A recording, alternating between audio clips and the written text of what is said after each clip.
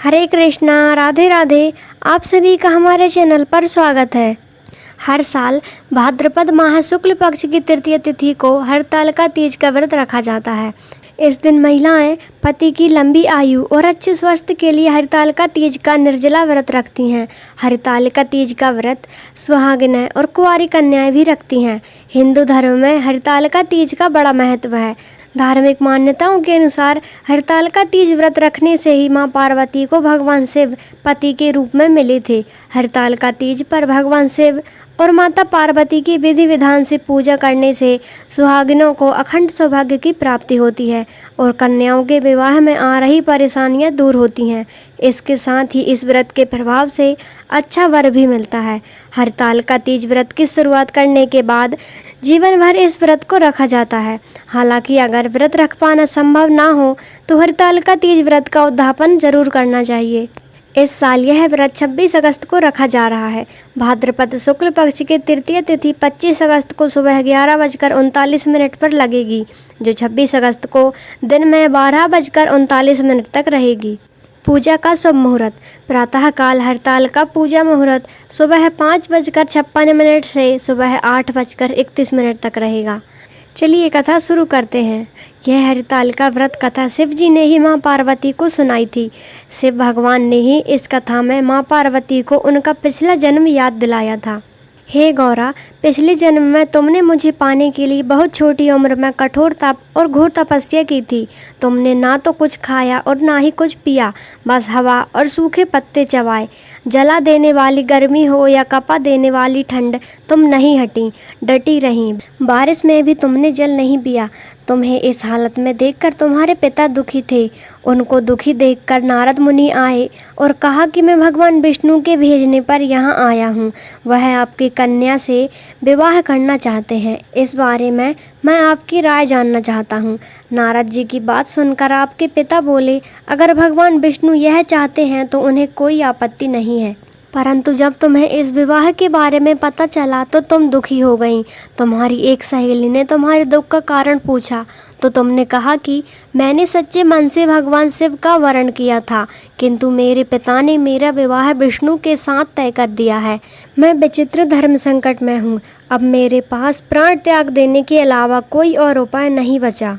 तुम्हारी सखी बहुत ही समझदार थी। उसने कहा, प्राण छोड़ने का यह कारण ही क्या है? संकट के समय धैर्य से काम लेना चाहिए। भारतीय नारी के जीवन की सार्थकता इसी में है कि जिसे मन से पति रूप में एक बार वरण कर लिया, जीवन पर्यंत उसी से निर्वाह करें। मैं तुम्हें घनघोर वन में ले चलती हूँ, जो साधना स्थल भी है और जहाँ तुम्हारे पिता तुम्हें खोज भी नहीं पाएंगे। मुझे पूर्ण विश्वास है कि ईश्वर अवश्य ही तुम्हारी सहायता करेंगे। तुमने ऐसा ही किया। तुम्हारे पिता तुम्हें घर में ना पाकर बड़े चिंतित और दुखी हुए। इधर तुम्हारी खोज होती रही, उधर तुम अपनी सहेली के साथ नदी के तट पर एक गुफा में मेरी आराधना में लीन रहने लगी। तुमने रेत के शिवलिंग का निर्माण किया। तुम्हारी इस कठोर तपस्या के प्रभाव से मेरा आसन हिल उठा और मैं शीघ्र ही तुम्हारे पास पहुंचा और तुमसे वर मांगने को कहा। तब अपनी तपस्या के फलीभूत मुझे अपनी समक्ष पाकर तुमने कहा, मैं आपको सच्चे मन से पति के रूप में वरण कर चुकी हूँ।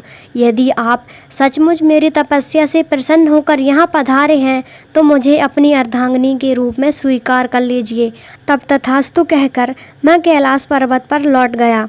उसी समय गिरिराज अपने बंधु बाधकों के साथ तुम्हें खोजते हुए वहाँ पहुँचे। तुमने सारा वृतांत बताया और कहा कि मैं घर तभी जाऊंगी अगर आप महादेव से मेरा विवाह करेंगे।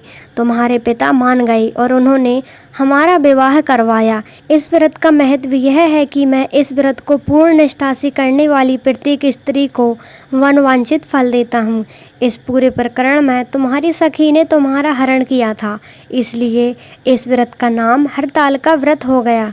इस व्रत से जुड़ी एक मान्यता यह है कि इस व्रत को करने वाली स्त्रियां पार्वती जी के समान ही सुखपूर्वक पति मरण करके शिवलोक को जाती हैं। सौभाग्यवती स्त्रियां अपने सुहाग को अखंड बनाए रखने और अविवाहित युवतियां मन मुताबिक वर पाने के लिए हरतालिका तीज का व्रत करती हैं। इस दिन व्रत करने वाली स्त्रियां सूर्योदय से पहले ही उठ जाती हैं और नहाकर पूरा श्रृंगार करती हैं। पूजन के लिए केले के पत्तों से मंडप बनाकर गौरी शंकर की प्रतिमा स्थापित की जाती है।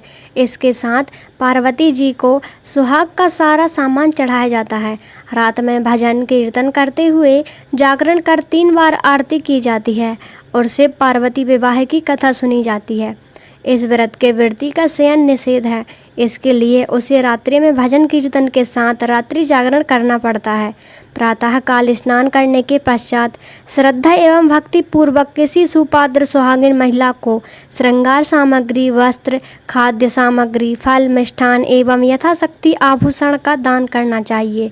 रेत के शिवलिंग बनाए हैं तो उनका जलाशय में विसर्जन किया जाता है और खीरा खाकर व्रत को संपन्न किया जाता है। इस प्रकार यह कथा संपन्न हुई। आशा है कि आप सभी को यह वीडियो पसंद आई होगी। ऐसे ही और कथा सुनने के लिए हमारे चैनल को सब्सक्राइब अवश्य करें। धन्यवाद।